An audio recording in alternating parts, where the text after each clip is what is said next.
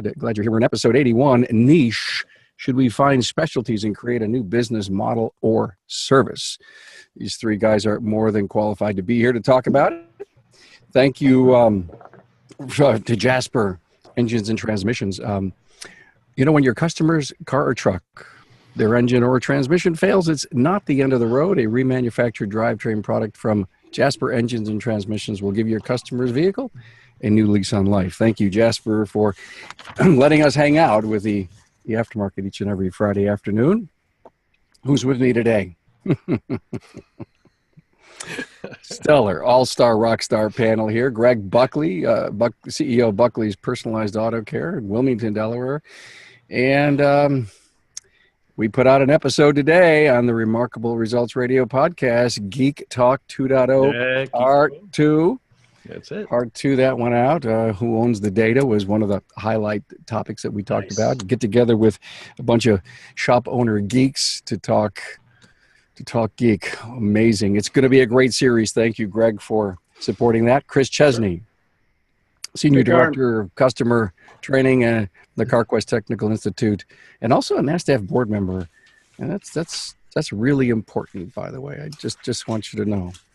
And Jeremy O'Neill, Freedom Automotive, Hesperia, California, and president and lead sales trainer for Advisor Fix. And Chris, you and Jeremy are down in Florida. We are. We're wearing our bright green shirts so Mom can find us at the airport. And we're enjoying the balmy weather here in Orlando. Orlando in August. I don't get it. Ooh, yeah, that would be that's a mistake, right? The hotel's cheap and golf is cheap as well. See. So much going on in our industry, and so much to get and to learn and to absorb into. And I think our industry is almost in its golden age of education and learning and knowledge transfer. I don't know. You agree with that, Chris? I think it's this golden age stuff is because of how you and I look.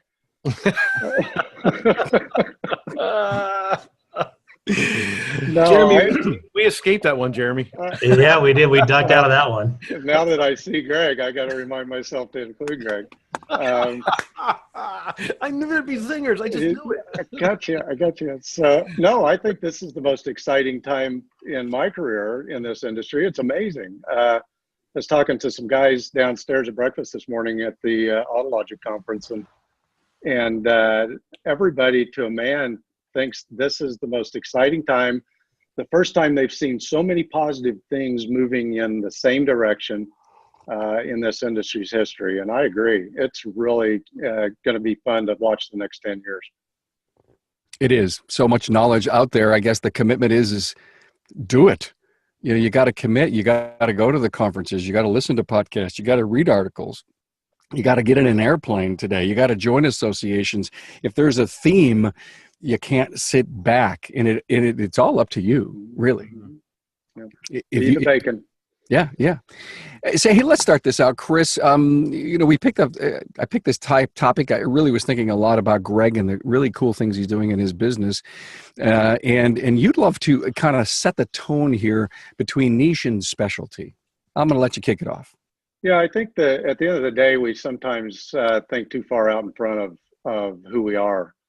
And we don't look inwardly to see what we are today. And so many times when we talk about things like specialty or niche, we're trying to come up with different ideas of technologies or services that we invest in. And those are not bad to think about. I think Greg and I sat on a panel a couple of years ago at Auto Mechanica and talked about the same thing, or at Cars. I don't remember where it was. It was in Detroit, wasn't it, Greg? Yeah. Mm-hmm. And I mean, Greg's talking about, child seat installation and things of that nature. That's kind of a specialty or niche if you want to apply that term. But I think when we start thinking about today, and especially with things like ADAS on the horizon and the need for shop owners to really be able to differentiate themselves from their competition, the first step should be differentiating yourself by doing the basics right. Mm-hmm. And that's taking care of the motorist and making sure that you're repairing their vehicle right the first time. So I always try to get back to the basics. I was taught that by my mentors, and And so when we're talking about specialties, that may be, I specialize in European vehicles. I'm here at Autologic. So obviously we've got a lot of Euro training going on this weekend, or I'm an Asian specialist, or I specialized in drivability, or I'm a undercar specialist, those sorts of things. But a niche might mean that, you know, I offer my customer a service that nobody else does in a way that nobody else does. I offer Uber to every one of my customers. So when they come in and they're dropping their car off, they know that I'm going to get them to work. I'm going to have an Uber there to pick them up right as they walk outside the door, and they're off and on their way, and I'm covering that. So a niche might be just a segment of your service that you apply that differentiates yourself. So when I think of service and niche, I think of how can I be so different that the consumer or the motorist goes, wow, that was cool, and they come back for more of that. I love the concept. Let a niche be something no one else is doing. But Chris, let me challenge your thought on Uber. Everybody can have Uber. I think what you may be saying, and I recently wrote a blog on concierge service. I mean, there are some levels of service in organizations that are above and beyond, and concierge, white glove service, true intimacy with the customer at every level. It could be a niche. It absolutely could be, but so is repairing a vehicle. Every shop can repair a vehicle, but many don't. Every shop. I don't think every shop can repair a car. Well, not every shop. They could if they applied themselves and they did the things that Jeremy does or Greg does to repair a vehicle, but not every shop knows what that looks like. So a lot of it is just getting our act together on the core services. I hear the word basic a lot, Chris, interviewing some technicians of late here on the show, and they can't. I've spoken to a few educators, a couple of textbooks writers in the last couple of weeks. Basics. Jeremy, I have a question just floated through my mind from a service advisor perspective. Is there basic training? Well, yeah, and I think to Chris's point, I think what we're seeing right now is a huge separation of the general automotive repair shops are going to have a really hard time providing a service where they can fix cars right the first time for all makes and models. That is going to go away here really soon. So that's something that comes in. Carm, I think, you know, we specialize in concierge service in our shop, but if the car's not fixed right, they don't care how good we service them. Right. The fundamental thing is you've got to fix the car right the first time. So yeah, it starts at the counter. Proper write-up, documentation. Did you get the service records off the car? Did you interview the customer? Has another shop just been working on it? So a proper write-up will save your technician 20 to 30 minutes worth of time diagnosing a vehicle if the service advisor does their job. That's the technical side of it. Then you've got the personal side of it. Are we connecting with our customers at a deep level? Are we finding out where they work? Are they a part of our grassroots community? Are we giving them birthday cards on the car's birthday and their birthday? All these things that we can do to really put the icing on the cake. It's kind of twofold, but we're seeing, and I took a programming class this morning, and literally I'm sitting there in the class going, my shop's a new shop. I've got to invest a lot of money in tooling. Check that car line off, check that car line off, check that car line off, check that car line off. I went through like 8 different car lines. I'm not working on those cars anymore. I'm working on these cars. I'm just not willing to make the investment. And my headaches come from those cars. So now we're being forced to become a niche business. Is it forced to invest, or is it better to say that I just want to be so good, I want to be at the top of my craft and a specialist in a few particular platforms? I think we're going to be forced to do that. I think for a general automotive repair shop to be able to provide a full service flash reprogramming, full on the brand, it's going to be such a large investment that I just don't think you got to have a huge shop with 10 different technicians that specialize in those cars. Hey, Greg, I know you've been sitting on the sidelines for a moment, but I got to make a comment on the concierge service. To me, the umbrella that serves concierge service is QC. And QC is all about getting the repair right and having a second set of eyes on it. And yeah, you're right. You can't have great customer service if you don't get solve the core problem. So Greg, can we make money at specialties or niche type products? You can Services? if you do your homework prior to engaging that and following trend lines or looking at market how well you can penetrate the market if there's a gap in service. We've had the concierge programs. I think we're working on our 15th year or so, maybe more than that. We've established that. We used our digital technology at the time, which was some of the emails, and we pick up and deliver from major corporations. And that was started, when we were back in our old location. And we're not afraid to use technology to help develop these things. But when you look at a niche, compared to an additional service, to me, it's kind of like a fine line. I mean, a niche is, as Chris was saying, could be the Uber on demand and the wipe down service and all that stuff. For me, in what I'm trying to build, it's something that all these services that you may hear about that I'm doing, it all is congruent to what we as technicians, people who are working with motorists daily, have expected of me or have asked me, and those services are what you see. You can say child safety.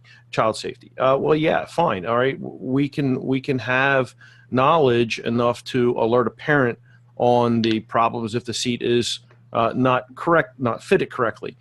We can effectively and correctly reinstall a car seat if we have to remove one for shocks, suspension, fuel pumps, batteries, that kind of thing. In the other lighting situation, that was something that I really did my homework on, and I looked at the type of business that it is, what it entails, why it's important, what it can gain me, and also the infrastructure I was going to need to engage that. And what did I find? Well, I found that I need a really good meter. I need some cutters and some specialty wiring tools. 3 things. I needed to engage in a market that is huge. No difference in technical aptitude. Everybody in the shop can do that. So the labor is spread across the team if it needs to be. So it was a case of studying before I fully engaged. I mean, seriously, I mean, when you want to jump into another market, I mean, I called the CEOs of the companies who I'll be buying parts from. I looked at the parts network and how fluid it is, how robust it is. And I found that there's huge issues. If you think we got issues in our world, let me tell you something. The safety lighting is really fragmented, but I'm working with a company that really knows its stuff. In fact, I just had a conversation with the CEO yesterday, and they're really coming on board and they're gelling very well. And the distribution market is going to be more timely and more profitable. So, and then again, we work with first responders who are part of safety. Safety is child seat. Safety is what we do for our auto repair. So the underlying theme of safety is all right through this whole triangle of services. So I'm not outside my realm. I'm actually able to amplify things and actually present something a little bit deeper for the clients that are my 20%, not my 80%. So that's the way that I'm doing it. I mean, is it successful? Not to the point that I'm happy about it, but it's where I found something that was different. I looked at what the market was, and yes, it all came from the quality of my auto repair side first. That, after 52 years of business, you don't get to this point with doing crappy work. So yeah, you have to be at that level, and then add on layers of what you want to do afterwards. So is it for everybody? No. Is it a hobby? Absolutely not. No hobbies. This is all business, and you're structuring your company. And for me and for most shop owners, if you're trying to project another 10 years or so, you have to look at different services that you're going to have to get into. I don't care what it is, but in our profession, as Chris mentioned prior to us just getting on, I mean, everybody's excited because of technology. Well, technology is going to bring a huge amount of services. there'll be human services, more made for people and convenience than maybe actual physically repairing cars, but they'll be there. So that's my 25 cents, so. Guys, any comments? I'd have paid 50, but I knew I was going to wait cheap. So. No, I think Greg's spot on. It's especially with respect to hobby. You see a lot of shops out there that have a hobby, and they place it in the shop, and it takes away from the business. It's not a core element of their business. But at the same time, when you get back to technology, ADAS is really going to cause the industry to stand up and get their act together. I was just on a call prior to this one talking about the same thing, and it gets to the point where if we aren't doing our core services right, our brake jobs and our alignments right, we can't do ADAS right. But yet ADAS is really a specialty opportunity for a shop that wants to make the investment, invest in the tooling and the training, and get one or two people up to speed on it. But it's not going to be a skill that every single tech can probably apply effectively. It's going to be that master tech or maybe not a master tech, but a tech that is very precise and conscientious about the work he does and precise about following procedure. That tech could really be stood up in a part of your facility or another adjacent facility and serve the collision industry as well as the alignment work that you do or the community does. And you could apply that as another layer of expertise in your shop that nobody else can acquire anywhere else. It's so important to hear what Chris said. No one can be an expert at anything is basically what he's saying, and including the CEO in how to run the company. And it's almost like, Greg, I'm sure by managing all these unique elements in your company, you've got a bigger workload to worry about to fill those bays, to recruit them customers. It could have been great. Sit back and just do your thing that you've done for 52 years. Yeah. Well, one, that's not me. Two, I give a lot of autonomy to the people to my techs who are actually in charge of doing that, are accountable for that division, as I say, a division. And I look at the business as an enterprise. So my lead tech, Tony, him and I sit and we talk about, okay, what do we want to do for advancing our testing and diagnostics capabilities in terms of tooling. And we just, we're ready to purchase a specific BMW suite of tools and software because we're seeing an influx of BMWs, and he is just really on fire with it. For the upfitting services, my son-in-law is our EVT tech, and he is looking at where to go, what to get. He does project management. We do the estimating. We visit the clients, and so you do.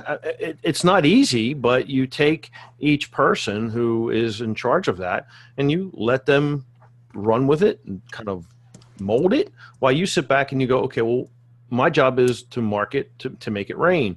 So I'm the one who's out pretty much getting them prospects, going to these network meetings, going out to fire halls and, looking at projects. I mean, it's different. It is different. Did everyone hear what he just said? Got to go visit the client. Ooh. What a concept. Yeah. First of all, it's out of many people's wheelhouses because they're not built for it, because they have the power of holding onto the counter. This is my domain when someone walks in. Yeah. Going out and getting in, different concept. When you really did the research on this, did you recognize the workload that was going to be beyond the bays? Yeah, I knew that to penetrate this specific market, both new divisions that we have are very fraternal, and specifically the upfitting market is very fraternal. If you're not one of them, you don't get to be one of them. It's one of those things. So it's a slow situation, but here's my advantage. The newer vehicles, and it goes back to what we're all talking about here and what we talked about in Geek 2.0, technology is eliminating the fraternity simply by advanced technology. We have everything already to program a police car, a fire rescue, the commercial vehicles. We know where not to install these units. And now, a case in point, we just secured, and let me, a very good project for a 2018 Silverado. And the gentleman came to us and he goes, I heard about you. We had done a previous 2018.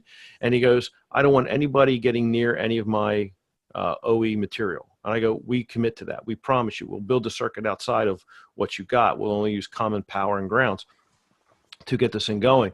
And he goes, I've got a lot more equipment for you. I'm the guinea pig. And we go, we understand. We're new. We're the new guys. No problem. But after that came 2 projects for John Deere Gators. I go Monday to look at one of the halls.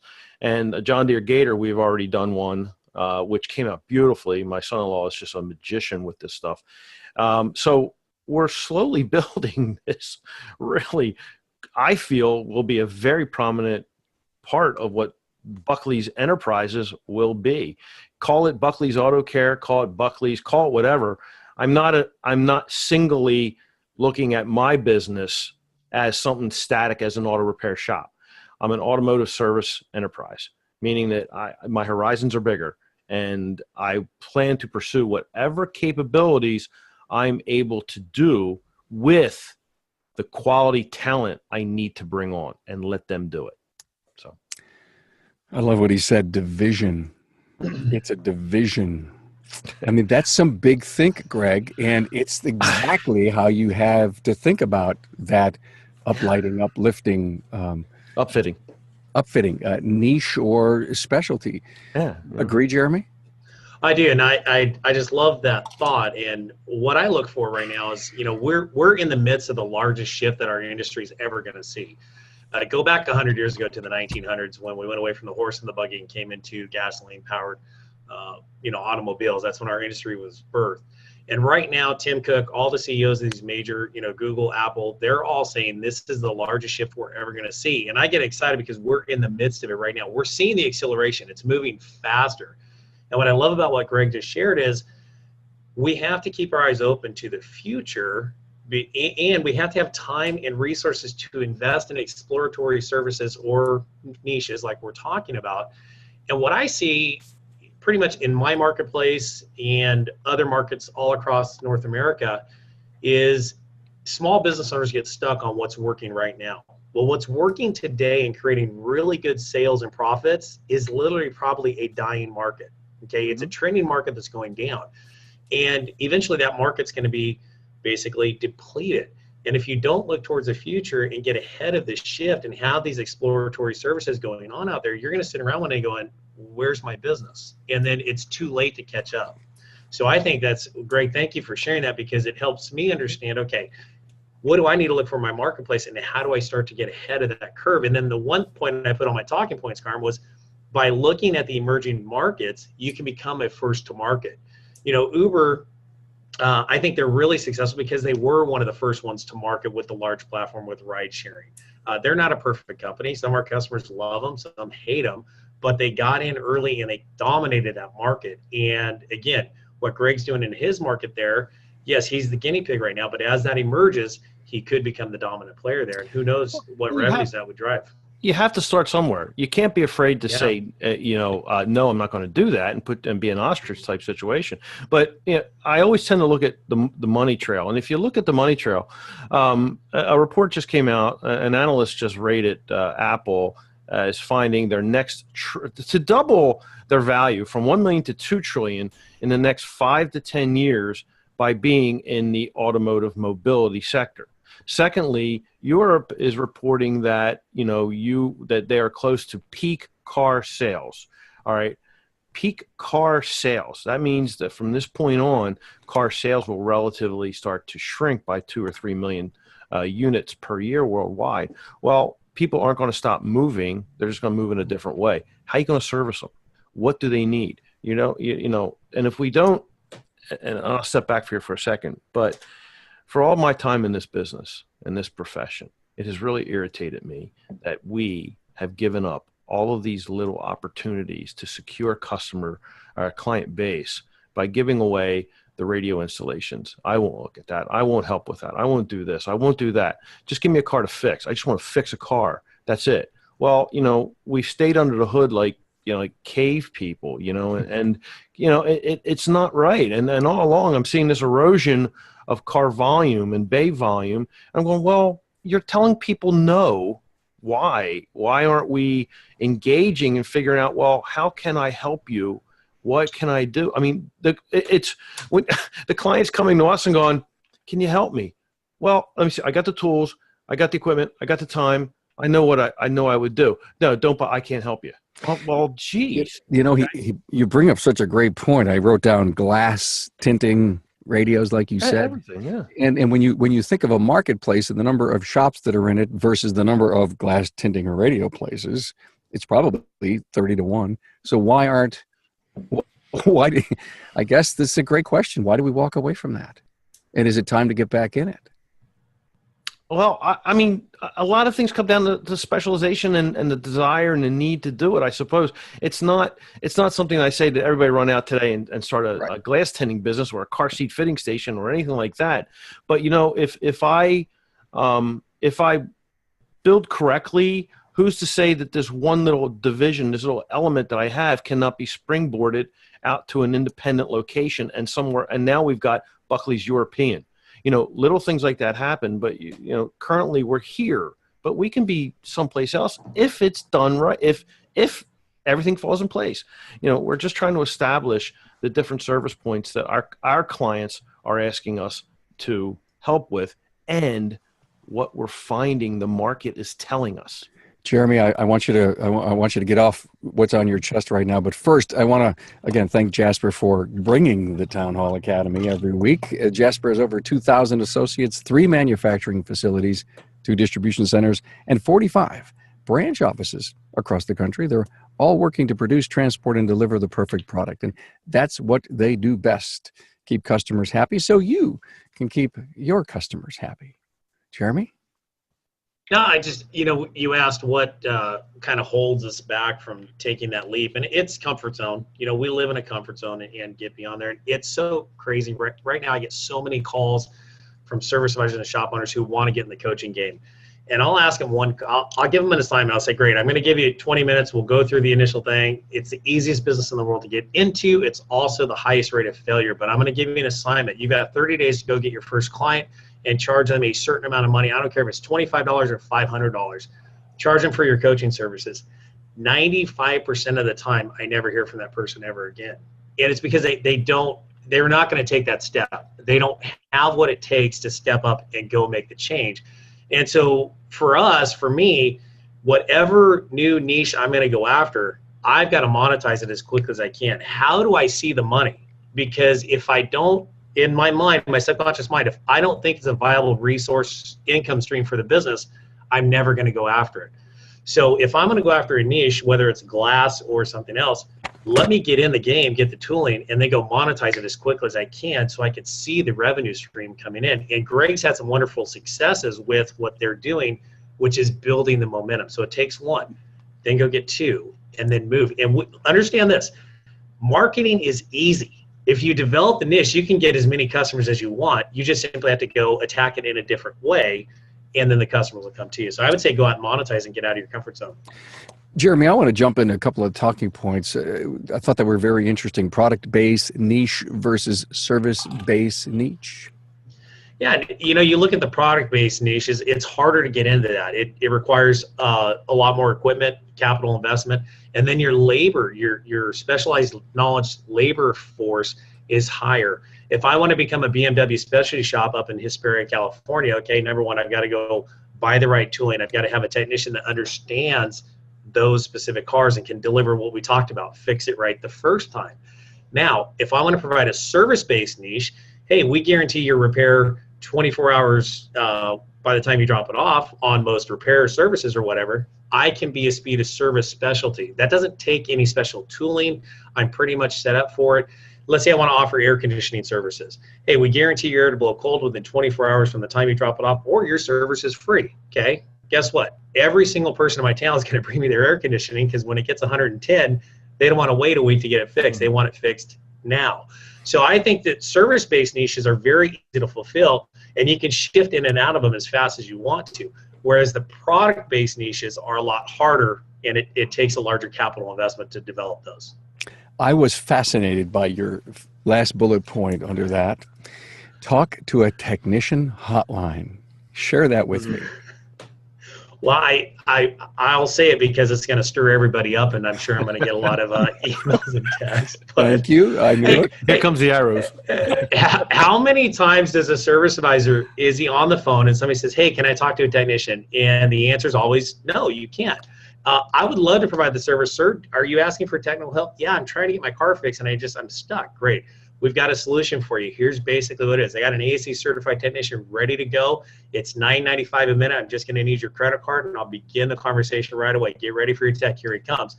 So I'm just, we pay for it here on our end. The public, I'm just wondering. I just threw that out there because it's a thought. It's there. I'm serious. Why not? Right? I mean, expert. Let's see. I've got over somewhere 1.8 million views. I take all kinds of phone calls from my YouTube channel. I just might have to take that suggestion up, Jeremy. I can put it behind a firewall, Greg. Exactly. Put it behind a firewall. There you go. Well, Mr. Customer, I'm seeing you've got the code P188, and I'm showing there's like 18 different repairs. If you want to go guess, you can already put this component in. Oh, well, I've already done that. Okay, well, have you done this test on this, connector with this pin out, and have you measured the resistance? I don't know how to do that. Well, great. We have a solution for that. If you'd like us to do it, we have an opening tomorrow at 8 a.m. for our level 1 testing package. Would you like to bring the car in? So now we can get compensated for being on the phone. I just love that thought. It's pretty good. I should trademark that now. Yeah, really. I think the industry is going. You heard it first here, right here. That's right. You're on Friday. Well, my goal is not to get my goal is not to get banned from the industry. It's really to help the industry out. So it's okay. Wow. I mean, I have a software problem on one of the things that I use, and I just so wish not getting into that chat box on the bottom and waiting 2 days. Just okay, swipe my card. Tell me what's wrong. Fix me quick. Well, and Carm, this is something that I learned through Freedom Auto Repair. When I attacked Yelp, I had my response time down to under a minute, and I monetized that. It gives us so much business because we're literally having a live conversation with the customer. And that's kind of where that light bulb went off. I'm just on our website, as we do the development. Speak to a technician, click, here's the program, enter your card information. Time will start once the technician's online. And then you've just got, boom, it pings your guy, put him behind a firewall, and here you go. Love it. Good stuff. Hey, listen, earlier Chris dropped ATIS is a specialty or a niche, however we want to toss that up and around.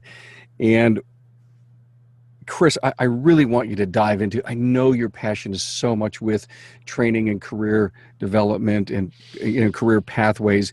Jump into a little bit of, why it's so important and critical to have different level techs and specialties within them and the right training.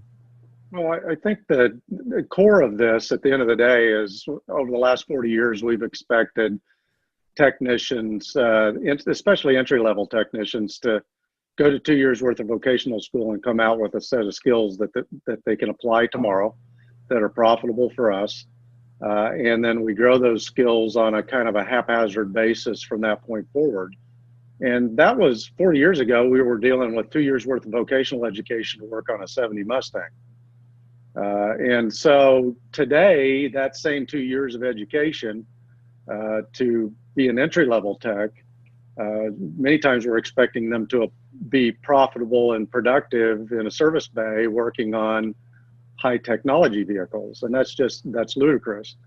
And part of the problem is we expect the same technician to have the skill sets to work on everything that comes in the building today, because that's the way we've always done it.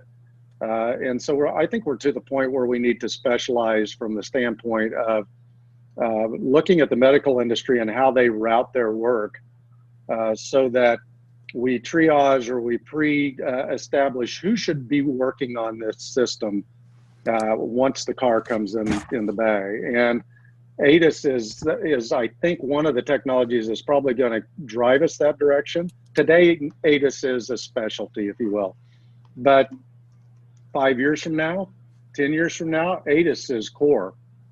And so that core skill is very complex today. It's very precise in nature. And so you can't expect every level of technician to be able to calibrate radar or camera systems or the entire vehicle.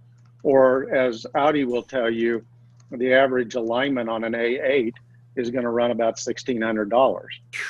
And so if you are expected to work on those vehicles, you have an alignment rack and your customer drives Audis or any kind of vehicle, and they expect Greg to align that vehicle with his Hunter Hawkeye or whatever system he has, by golly, he better be able to calibrate the rest of the system once he aligns it, or they're going to kind of look at him funny like, well, why can't you align my car? And so Greg goes out and tries to set up his team to be able to calibrate. The process of calibration is very involved. The alignment itself is about a 2-hour process, hour-and-a-half process. It's another 8 hours to calibrate all the systems.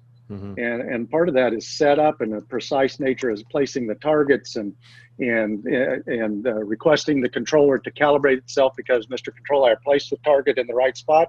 You look at that target and calibrate yourself. That's essentially the process, but it has to be very precise. So I think that the future of technology, not just ADAS related, is to focus on competency and the mastery of competencies, to enable our technicians not to be so focused on, I'm pretty comfortable with working on Chevys, but when that Volkswagen rolls in, I freak out. Mm-hmm. I'm sorry, but a car is a car is a car. A CAN network is a CAN network is a CAN network.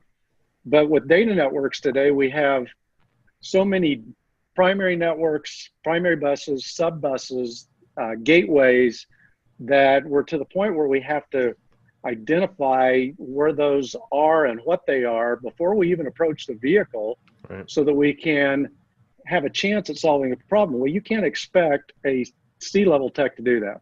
Mm-mm. Just because the window won't roll down or the headlights won't work. And so in my mind, education needs to focus on mastery of competencies. And let me define competencies, because I've been challenged with that over the last week, that we use terms that sometimes we think we understand, but we don't. Competency is nothing fancy. It's just taking the content that you've been given and putting it in action. The ability to apply that skill in anger, in a bay, to feed your family, to be productive for the shop owner. It's not going to a class like we do today and spending 4 hours in a class at night or during the day and then praying that that kid can apply the skill when he gets back to the bay. That's outcome-based education. So with respect to technology, here's an example. Electrical circuits. I mean, the car is so electrified, even without being a battery electric vehicle or something of that nature. So if you look at a gang connector on the firewall of a modern vehicle, you may have 150 to 200 wires in it. And if you dissect those, you can divide them up into 3 sections. One is the load carrying wires, powers and grounds. Very simple.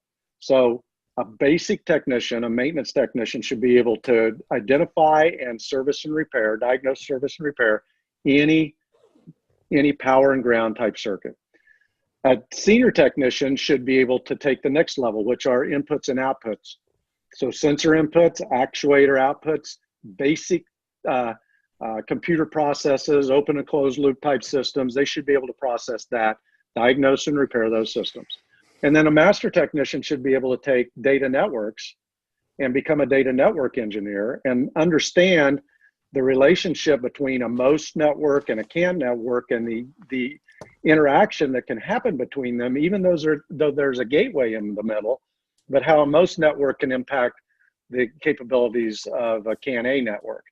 You can't expect an entry-level technician to do that. And so when you get a vehicle in and it's got an issue, somebody needs to be able to point that vehicle to the specialist. So when you go to the doctor's office or to the emergency room, you see a practitioner initially or a physician's assistant initially, and they point you to the specialist. You're going to go to a cardiologist, you're going to go to an oncologist. Where are you going to land? I think in the next 5 to 10 years, that's the automotive industry. And we need to start thinking about that now, because you're not going to be able to flip the switch to do it. Right. Agreed. Absolutely. Technician mastery. Love it. Thank you, Chris. Good stuff. Hey, before we're kind of maybe find a way to bring this to a conclusion, but let me give another thank you to Jasper. At Jasper Engines and Transmissions, quality and customer service is their number one goal, just like everyone here on the panel. Their associates take pride in their work, and it shows in the quality drivetrain products they produce. Their quality and customer service has kept them growing for 76 years. Ever have a chance to tour the plant? Don't refuse. Go. It's a blast. You'll just sit there and go, I can't believe what it takes to do this. Okay. Manufacturing cells and people shuttling parts all over the place for just-in-time production. Really fascinating company. So, Greg, let's try to bring this to a conclusion. I was excited to hear the things you talked about. Loved to hear the things you're building inside your company. I'm going to go out and I'm just going to do this. No. Right. Thank you for saying that. Exactly what I wanted you to say. So if we stop for a minute and somebody's listening, they're watching, re-listening to this, going over and over again, and says, God, these guys made so much great sense. What do I got to do to really bring something like this to fruition? Research, business plans. Give us an idea. Well, the first thing is it comes down to, again, basics, but this is team building basics. Once a year we'll look at, all right, where does our team want to go for the next year? Where do we want to build to? So with each of our additional services and these new divisions, we sat down and talked like, okay, what do we get into? Where do we grow?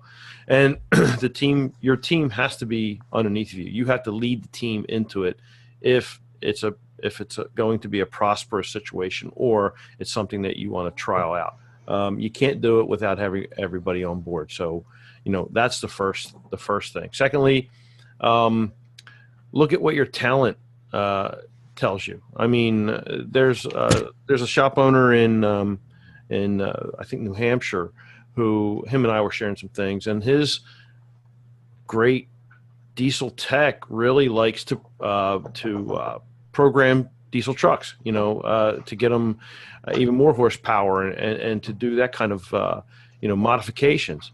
And he's sectioning him off to do that while building another team member. But that's what they agreed to, that we wanted to go after this specific market and get into tuning the diesels. Well, it's the same thing.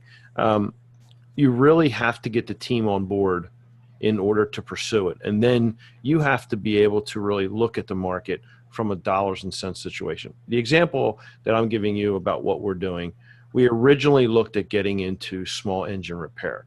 We had like 1,200 square feet to operate out of. We thought, okay, what can we do? Do we want to develop that? Because again, in our market, in our local market, we had a lot of people, contractors, and people would come in with, hey, can you work on my generator? Can you get my trailer done? Because the facility, the market winner in our area was overloaded and there was no place to go and they couldn't get service. So, I think we were slow. This was last August. We were having a really slow week, and a guy brings in a generator, goes, can you fix it? Well, yeah, okay. Then we get another call. And so, well, is that something we want to look into? We voted no, because I did market research and I found that, the valuation of those pieces of equipment are very low. It's more, it literally is more to repair than it is to buy new. Secondly, too many mom and pops were doing it. Means that I had to compete with much lower margins and all that stuff. And then again, the distribution and acquisition of parts was a burden. So we came back and go, no.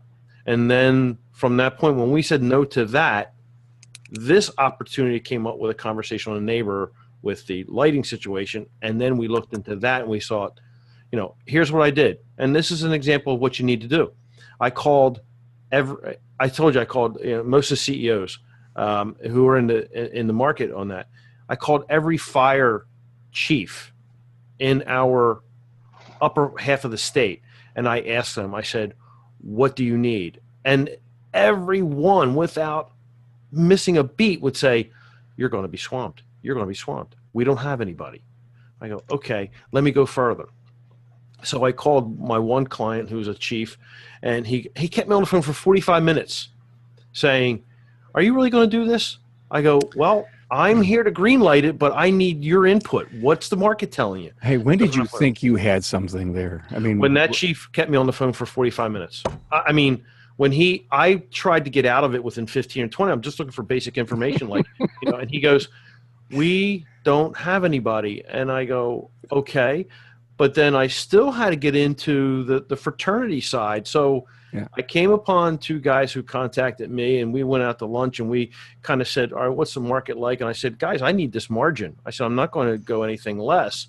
"Okay, no problem." Well, one guy goes, "Well, can I be your project manager?" I'm going, "I don't need anybody right yet. Just let me figure out what's going on here."